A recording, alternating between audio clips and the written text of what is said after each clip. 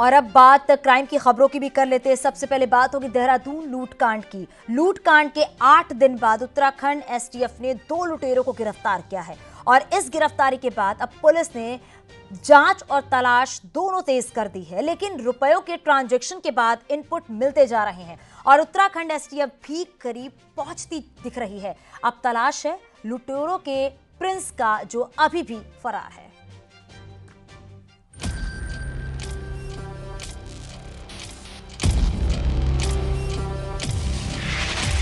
9 नवंबर की वो तारीख जब सुबह देहरादून में ज्वेलर्स की दुकान खुलती है। 20 करोड़ की लूट को अंजाम दिया जाता है। इस लूट ने उत्तराखंड पुलिस को चुनौती दी थी, क्योंकि लूटकांड को अंजाम उस समय पर दिया गया जब सुबह हो चुकी थी और धनतेरस को लेकर सड़कों पर लोगों का निकलना शुरू हो चुका था।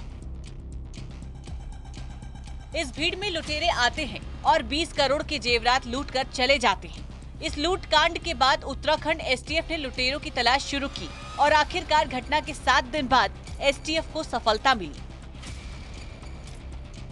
तो लूटकांड का बिहार कनेक्शन निकला और बिहार के वैशाली से एसटीएफ ने 2 लुटेरों को गिरफ्तार कर लिया। एसटीएफ की ये बड़ी कामयाबी है। ये लूटकांड पुलिस और उत्तराखंड एसटीएफ के लिए सिरदर्द बन चुकी थी।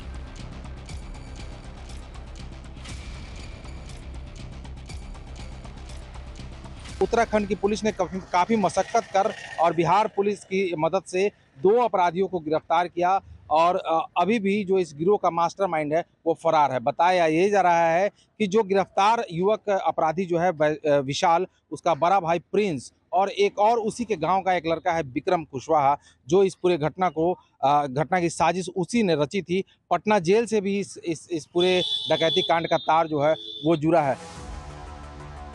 दोनों की गिरफ्तारी एसटीएफ ने 16 नवंबर को की थी। अब दोनों को देहरादून लाने की योजना बनाई गई, जिससे पूछताछ में खुलासा हो सके कि लूटकांड को अंजाम देने की तैयारी लुटेरों ने कैसे की थी। एसटीएफ ने दोनों लुटेरों को बिहार में हाजीपुर कोर्ट में पेश किया और कोर्ट से ट्रांजिट रिमांड ले ली और अब देहरादून ले जा रही है। लेकिन इस बीच एसटीएफ ने अपनी जांच जारी रखी और पड़ताल में लुटेरों को लेकर बड़ा खुलासा हुआ। जिन 2 लुटेरों को गिरफ्तार किया गया है, उनमें एक का नाम शामिल है। विशाल कुशवाहा के फोन की चेकिंग की गई तो लूट के रकम की थोड़ी क्लू मिल गई है।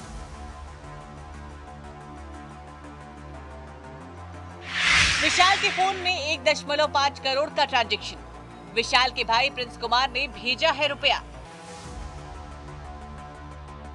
1.5 करोड़ के ट्रांजैक्शन में अब तक एक और नाम जुड़ा है, विशाल का भाई प्रिंस को ही लूट का मास्टरमाइंड बताया जा रहा है, क्योंकि प्रिंस कुशवाहा ने लूट के रुपए अपने भाई विशाल कुशवाहा के खाते में ट्रांसफर किया है। ये कबूलनामा खुद विशाल ने किया है। वो खुद बता रहा है कि मेरे भाई का हाथ है, मेरा कोई हाथ नहीं। पूछताछ के लिए लाए थे। किस मामले में? वो देहरादून के मामले में। क्या हुआ था? लूट हुआ था क्या? उसमें आपकी क्या भूमिका है? मेरी कोई भूमिका नहीं है सर। हाँ, तो कैसे आप किनका है, कौन है? मेरे भाई का था सर। नाम क्या है आपका? मेरा नाम विशाल कुमार। अब एसटीएफ प्रिंस की तलाश में है। प्रिंस खूंखार अपराधी है, जिस पर कोर्ट परिसर के एक मुखिया पति की हत्या का आरोप है। लूटकांड के बाद पुलिस को कार और बाइक पहले ही मिल चुकी थी, लेकिन पुलिस को 16 बदमाशों की तलाश थी, जिन्होंने इतने बड़े लूटकांड को अंजाम दिया था, जिसमें 2 की गिरफ्तारी हो चुकी है।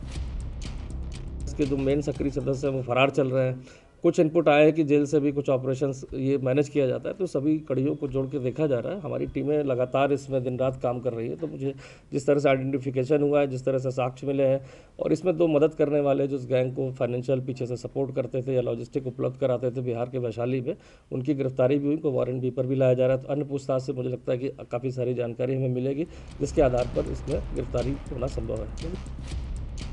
सूत्र बताते हैं कि दोनों आरोपियों की गिरफ्तारी के बाद उत्तराखंड पुलिस को कई जानकारियां मिली हैं, जिसके आधार पर अभी और आरोपितों की तलाश में उत्तराखंड की पुलिस छापेमारी कर रही है। कुख्यात प्रिंस और उसके साथियों की तलाश में अभी पुलिस छापेमारी कर रही है पुलिस सूत्र बताते हैं कि पुलिस को इस लूटकांड में कई अन्य आरोपियों की तलाश है, जो बिदुपुर थाना क्षेत्र सहित अलग अलग थाना क्षेत्रों के रहने वाले हैं। अब ट्रांजिट रिमांड पर दोनों ही आरोपी लाए जा रहे हैं, जिनकी गिरफ्तारी हुई बिहार से। जैमर कनेक्शन से लेकर जेल कनेक्शन इस पूरे मामले में देखने को मिला।